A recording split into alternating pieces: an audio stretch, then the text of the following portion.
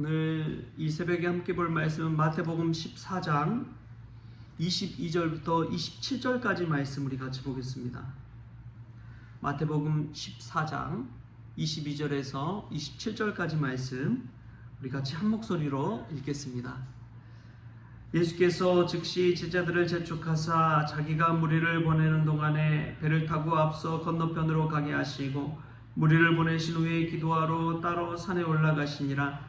저물매 거기 혼자 계시더니 배가 이미 육지에서 술이나 떠나서 바람이 거스름으로 물결로 말미암아 고난을 당하더라. 밤 사경에 예수께서 바다 위로 걸어서 제자들에게 오시니 제자들이 그가 바다 위로 걸어오심을 보고 놀라 유령이라 하며 무서워하여 소리 지르거늘 예수께서 즉시 이르시되 안심하라 나니 두려워하지 말라. 아멘. 할렐루야. 말씀에서 기하는 내가 저와 여러분에게 있기를 소망합니다. 성경을 일컬어서 보통 기적의 책이라고 이야기합니다. 왜냐하면 성경 속에 기적 이야기가 가득하거든요. 성경을 폈을 때 우리가 이제 창세기부터 쭉 보잖아요. 창세기부터 1장부터 11장까지를 원역사라고 그렇게 이야기합니다. 연대 측정이 되지 않은 역사이기 때문에 그렇습니다. 그리고 보통은 이제 창세기 12장부터 시작되는 아브라함부터 시작되는 족장사 이야기부터 시작이 되지요. 족장사를 거쳐서 뭐 사사시대 또 왕정시대를 거쳐서 또 나중에 이제 포로기 시대까지 쭉 나아가는데 그리고 이제 신약으로 연결되지요. 이제 뭐 신구약 중간사 한 400년 정도의 기간이 있긴 하지만 그 위에 신약에서도 보면 오늘 우리가 읽은 복음서로 예수님 시대로 이어집니다. 근데 보면은 왜 성경을 기적의 책이라고 하느냐? 여러분 아브라함 하면은 무슨 이야기가 가장 먼저 생각납니까? 아브라함이 100세에 아들 이삭을 얻게 된, 사라는 이미 폐경기까지 다 지나고 있는 그런 어떻게 보면 할머니와 같은 그런 나이대인데도 불구하고 이삭을 낳잖아요. 기적 아닙니까? 지금도 뭐 50세에 아기 낳았다고 하면은 말도 안 된다고 막 웃고 막 그러잖아요. 근데 그 당시에 아브라함을 통해서 이삭이 난다는 것은 기적이죠. 말도 안 되는 이야기죠. 여러분 또 모세를 보십시오. 모세가 출애굽하면서 애굽 병사들이 쫓아오는데 홍해를 가르고 그 많은 이스라엘 민족이 그 홍해를 건너잖아요. 말도 안 되는 기적 이야기입니다. 광야에서는 또 어땠습니까?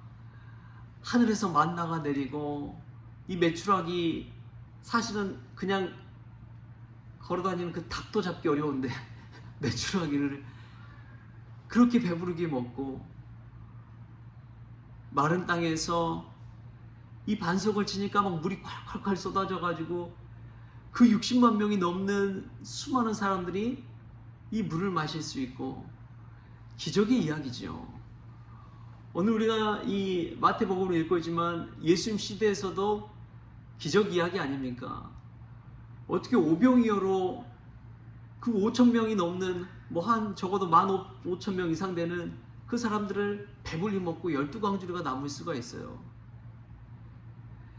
기적 이야기의 연속이 바로 이 성경입니다. 성경을 보면 얼마나 놀라운 일들이 많이 벌어지는지 몰라요. 그럼에도 불구하고 지금도 기적은 일어나는 줄 믿습니다. 어떻게 기적이 일어날까요? 예수님은 어떻게 병자들을 고치셨을까요? 어떻게 귀신 들린 자들을 이 귀신을 쫓아냈을까요? 어떻게 배고픈 자들을 오병이어 기적으로 먹이셨을까요? 심지어 오늘 말씀에 보니까 예수님은 바다 위를 걸으셨습니다. 물 위를 걷는 기적을 보여주신 거예요. 이런 기적 이야기를 믿는 것을 보면 우리도 참 별종입니다. 자연현상을 거스리는 분들이에요. 기도의 사람들이 보통 그렇습니다. 별종이에요. 남들 믿지 않는, 남들은 에이 말도 안 돼 하는 그런 이야기들을 믿게 되지 않습니까? 믿고 기도하잖아요. 이 새벽에 나와서 기도하는 것 자체가 별종이죠. 그런데 하나님은 이러한 기도의 별종들을 통해서 하나님의 일을 이루어 가시는 줄 믿습니다. 남들은 안 된다 하지만 기도의 사람들은 된다 합니다. 우리 주님께서 하시면 될 수 있다 라고 하는 믿음으로 나아가기 때문에 그렇습니다. 어떻게 이런 기적 이야기가 쓰여질 수 있을까요? 일어날 수 있을까요? 오늘 예수님을 통해서 그 이유가 밝혀집니다. 예수님은 기도의 사람이었습니다. 기도의 사람들에게 기적이 일어나는 줄 믿습니다. 기도하는 사람들에게 세상에서 늘 자연스럽게 일어나는 일을 거슬러서 하나님의 놀라운 기적 이야기가 펼쳐지는 것이지요. 이 새벽에 기도함으로 말미암아 우리 인생에도 날마다 기적을 맛보는 은혜가 있기를 바랍니다.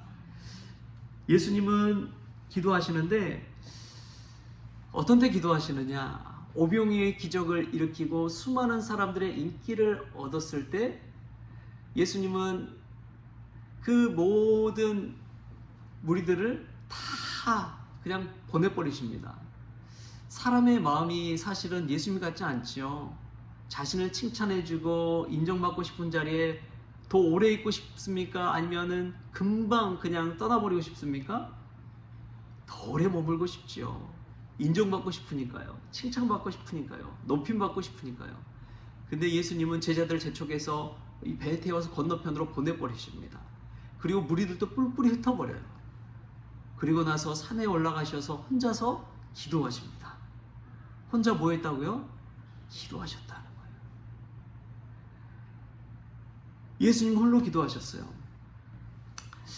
여러분, 왜 예수님은 막 재촉해서 막 제자들을 막 보내시고 무리도 흩어버리시고 혼자 기도하라고 하셨을까요? 저는 이 말씀 묵상하는데 예수님 다 계획이 있으셨구나 그런 생각이 들었어요. 그럼 계획과 목적과 비전이 있는 사람은요 안주하지 않습니다. 안주하지 않아요. 그 계획과 비전과 목표를 이루기 위해서 바로 그냥 재촉해서 빨리빨리 일 처리해버립니다. 여러분, 사업가들 보십시오. 일이 있고 비전이 있는 사람들 보면요 막 눈이 반짝반짝해요. 얼른 일을 처리하기 위해서 재촉하기 마련입니다. 그런데 비전이 없고 일이 없는 사람들 보면요 그냥 세워라 내워라 그냥 얼마나 여유가 있는지 몰라요. 그런데 하나님의 사명과 하나님의 비전과 하나님의 계획을 가진 사람들을 보십시오. 얼마나 열심히 일하는지 모릅니다. 막 한시 바삐 막 곧 즉시 재촉해서 그 일을 행하는 것을 보십시오. 예수님도 하나님의 비전이 있었기 때문에 그렇습니다. 십자가 사명이 있었기 때문에 그래요.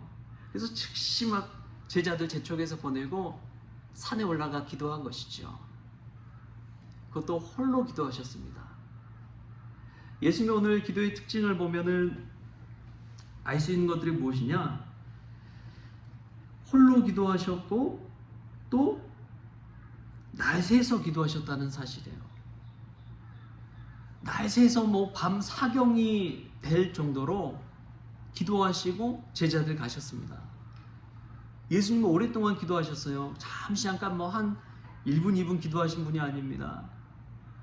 산에 가서 산기도 하시고 홀로 골밤 기도처럼 홀로 기도하시고 날새서 철야기도 하셨어요. 예수님 이렇게 기도의 사람이었습니다. 오병이어의 기적 일으킬 때도 무슨 기도를 드리신 후에 떡을 떼어줬어요? 축사 감사 기도를 하시고 기도하시고 나서 이제 오병이어의 기적도 베푸신 거예요. 오늘 또 물 위를 걷기 전에 예수님이 기도하셨잖아요. 밤새 기도하셨잖아요. 귀신을 떠나보낼 때도 예수님 기도의 능력 외에는 이 귀신 떠나보낼 수 없다. 예수님께서 알려주신 것 아닙니까? 기적을 체험하는 것은 기도의 사람일 때 가능한 것이지요. 할렐루야. 우리가 기도함으로 기적을 날마다 체험할 수 있기를 바랍니다. 여러분, 예수님은 이처럼 기도의 사람이었습니다. 기도할 때 기적을 맛보게 되는 것이죠. 심지어 물 위도 걸으시고 오병이어의 기적도 일으키셨습니다. 기도의 사람에게 이러한 놀라운 능력의 역사가 나타나는 것이지요. 저는 기도의 사람 하면 조지 뮬러라는 사람이 떠오릅니다. 뭐 10,000번을 기도응답 받는 사람이니까요. 여러분, 그 10,000번 기도응답 받는 거 세는 것도 힘들었을 것 같아요. 수십 번도 아니고 수백 번도 아니고 여러분 10,000번 기도 응답 받았다는 것 일일이 체크하지 않으면 알 수 있어요, 없어요? 알 수 없어요. 어떻게 10,000번 세웠는데 내가 기도 응답 받았는지 알 수 있습니까? 일일이 다 체크한 것이죠. 이 조지 뮬러가 이 기도의 기록을 남기는데 그는 평생에 5명의 사람의 구원을 놓고 기도했습니다. 매일매일 기도했대요. 이 본인 스스로 기록을 남겼어요. 매일매일 5사람의 구원을 놓고 기도했습니다. 한 사람이 기도하면 기도해서 그 사람이 예수님을 영접하고 구원받는 사람이면 남은 4사람을 놓고 기도했대요. 한 사람, 2사람, 3사람. 그런데 2사람이 이 36년이 넘도록 기도해도 기도 응답 받지 않은 거예요. 근데 4번째 사람은 조지 뮬러 장례식 때 예수님을 영접하고 주님을 믿기로 작정했습니다. 그리고 나머지 한 사람은 사후에 장례식이 다 끝난 이후에 조지 뮬러가 당신의 구원을 넣고 이 몇십 년 동안 계속해서 기도해 왔습니다.